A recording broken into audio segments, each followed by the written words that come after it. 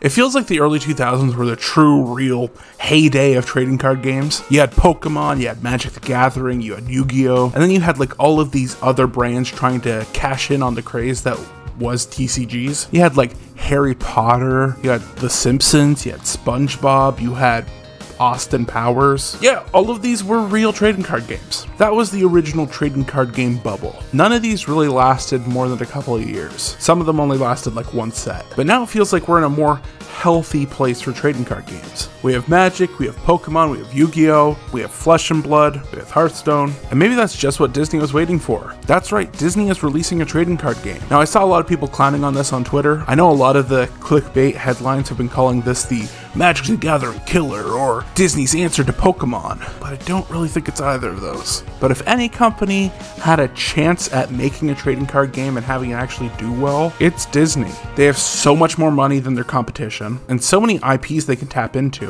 Even if they run at a loss for like the first 3 years, they could totally keep this alive just out of spite. They announced they were doing this sometime over the summer, and now we have actual cards to look at. So I want to take a look at some of these cards, see how they compare to Magic cards. That's my only real TCG experience. Maybe give my opinion on a few things. We start off with Maleficent, a monstrous dragon. Now, I'm going to be following Magic rules for most of this, and it seems like it costs 9 something? 9 mana? 9 Disney dollars? I don't know. They're a story-born villain dragon, which, as we all know, is a really well-supported tribe, so it should be top-tier competitive. They have 7 of what I assume is attack and 5 defense. It looks set up almost exactly like a Magic card, but 9 mana for a 7/5 is not great. But you know, it's a different scale. It's a different game. I don't think it necessarily has to pass the vanilla test. You'll also notice this is something you could easily glance over. Their name is on a red background and they have this tiny little logo. I don't know if this is supposed to be like the equivalent of color identity, but each of these characters has a different color and a different icon. It has the ability Dragonfire. When you play this character, you may banish chosen opposing character, so it removes on ETB. Kill spells on a creature can be strong. The last thing I'm going to point out is these 2 little arrowheads on the side over there. I don't know what it is exactly, but something tells me it's rarity. I'll come back to that with later cards. It's weird that Maleficent definitely feels like she'd be red-black on this card alone, but then that's encompassed by like one color. The next card is Captain Hook, Forceful Duelist. For 1 mana, a big difference from the last card, you get a 1/2. Now we're looking at something more accurate to Magic. You get a Dreamborn Villain Pirate Captain. These type lines are wild. We have a different icon and a different color, and he has the ability Challenger +2, which gives him +2 when challenging. I don't know if challenging is attacking or blocking, but a 1 mana 1/2 that can attack for 3 is pretty ridiculous in Magic. This card feels like it would be in white in Magic, but we know Captain Hook as a character would not be in white. The next character is Elsa, Snow Queen. 3 mana 2/3, so we're back at something you'd see again in Magic. A Dreamborn Hero Queen Sorcerer. She is purple, which is often joked as the like 6th color of Magic. What I find really funny about this card is the little like tap icon. I call it tap just because it looks like the Magic tap icon. It straight up looks like the meme of like, can I copy your homework? Sure, just change it so we don't get caught. And the way I'm interpreting this card is that you tap your creature to tap an opponent's creature, which can prove to be powerful in Magic. It's something that gets done over and over again. Another really funny thing about this card is that we already have Queen of Ice in Magic the Gathering. Both of these characters obviously come from the same source material. It's just interesting to see that crossover. They're both 3 mana 2/3s that tap creatures. That's a crazy coincidence. I also imagine the purple in this game will function like the blue in Magic. The next card is Cruella de Vil, who has the title Miserable as Usual. It's not really a title, that's just a mean comment. She's a Storyborn villain. I don't really get this whole Storyborn versus Dreamborn villain thing. She's a 2 mana 1/3, and when this character is challenged and banished, you may return chosen character to their player's hand. After playing almost a decade of Magic, I feel like I'm reading a foreign language reading this card. Now I'm gonna infer a bit. This seems like combat might be set up more like Hearthstone than Magic, where instead of attacking your opponent, you're attacking the individual card. So you challenge the character and they fight.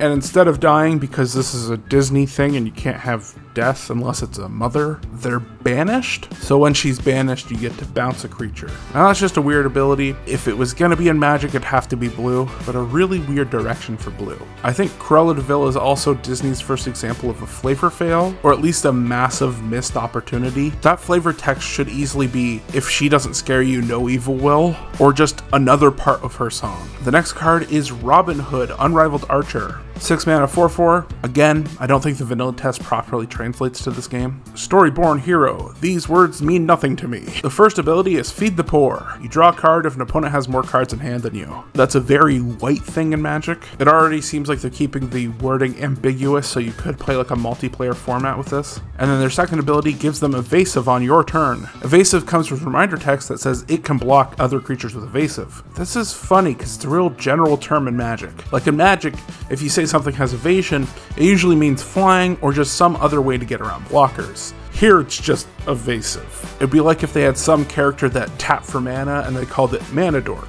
It's weird that this color seems to be fitting into like blue or blue-white, and we've already seen another card with blue aspects. So it's like we're getting more than 5 colors on this spectrum, and the concept of 5 colors in Magic are actually split up into smaller pieces. So if this was blue or white, this is more like the blue-white we see in Azorius. The next card is Stitch Rockstar. 6 mana 3/5 for a Floodborn Hero Alien. That's our first Floodborn, finally building out that tribe. It has an ability that lets you play this for cheaper if you already have a Stitch on the battlefield, which is something that hasn't been done in Magic. I guess we kind of have like the mutate mechanic, but this feels different. This feels more like what I imagine evolution is in Pokemon. And then he has an ability that if you play cheaper creatures, you can draw cards. This is definitely a white thing. Again, if the color pie is a thing here, it feels like it's gerrymandered into like different sections and like chopped up. With this card, it has 3 of those arrowheads. So that's why I think it's rarer than the other ones we've seen. But then the final card we have is Mickey Mouse Brave Little Tailor, who has 4 arrowheads. There might be some other reason behind the arrowheads. Like Mickey Mouse might get to attack like 4 times a turn, but until then I'm sticking with this theory. 8 mana 5/5 with Evasive, just a big beater that gets in. Never thought I'd say that about Mickey Mouse, but other than that, pretty basic. So this whole TCG looks like it's going to be a lot lighter and easier to get into and learn, but I don't think that's really going to hold it back any. Disney's a massive brand and they're pulling out some of the more historical characters here. A lot of people are mocking this and saying that it's sure to fail, but like Disney owns so much. You can't tell me that like a Marvel's Avengers set or a Star Wars set, with the amount of money that Disney has, wouldn't just sell like hotcakes. Which I think this could be some good competition to have against Hasbro and Magic the Gathering. It might take some stuff a little more seriously. So, Disney the Gathering. What do you think about this entire situation? Let me know in the comments. Thanks for watching. Don't forget to bolt your birds.